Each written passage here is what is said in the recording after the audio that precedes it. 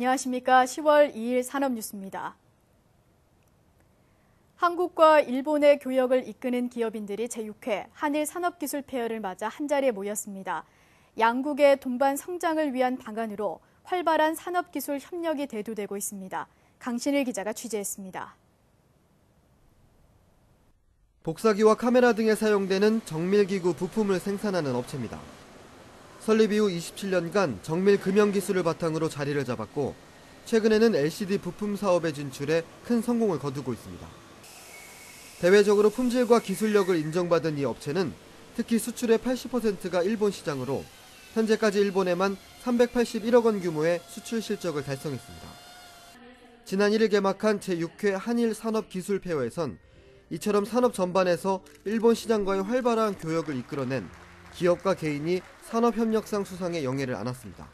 저희 회사가 27년 동안 기업을 하면서 처음에는 일본 기술을 협업을 해서 시작했지만 세계 1등이 되는 TFT LCD에 관련된 산업 기반 원청이 되었고 지금 현재로서는 일본 OA 기기를 ODM 수주를 받아서 저희들이 성장 발전하는 이정표가 됐다고 생각합니다.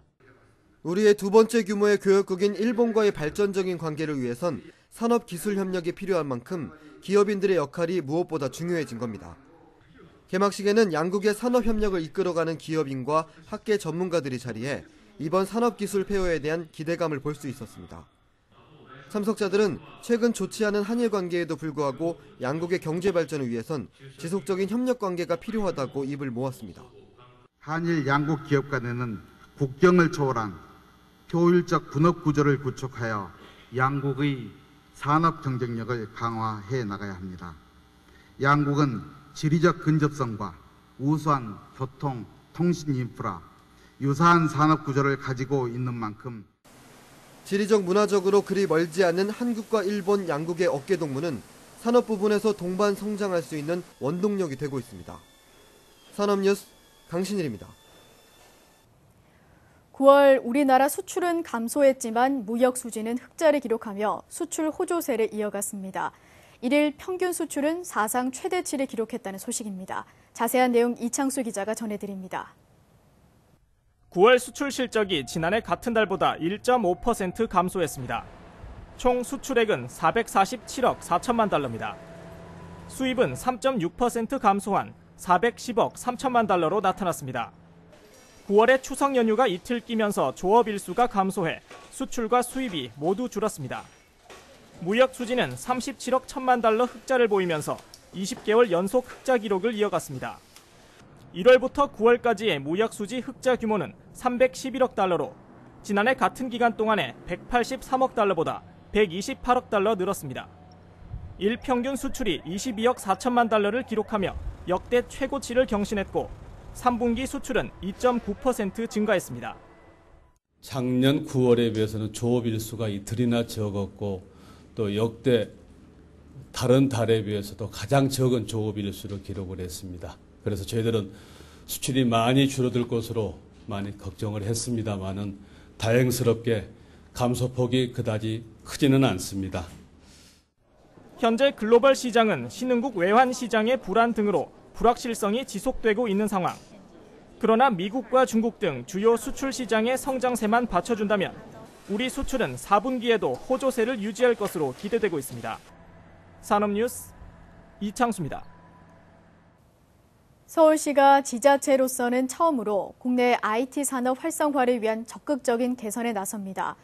서울시는 이달 중에 IT 분야 유관단체와 업무 협약을 맺고 서울시 정보시스템의 국산 중소기업 제품 도입을 적극 추진할 예정입니다. 또 올해 말까지 서울시 데이터센터에 국산 하드웨어와 소프트웨어로 구성된 국산 제품 IT 자원 풀을 구성해 업무 부서에서 활용할 수 있도록 제공할 계획입니다.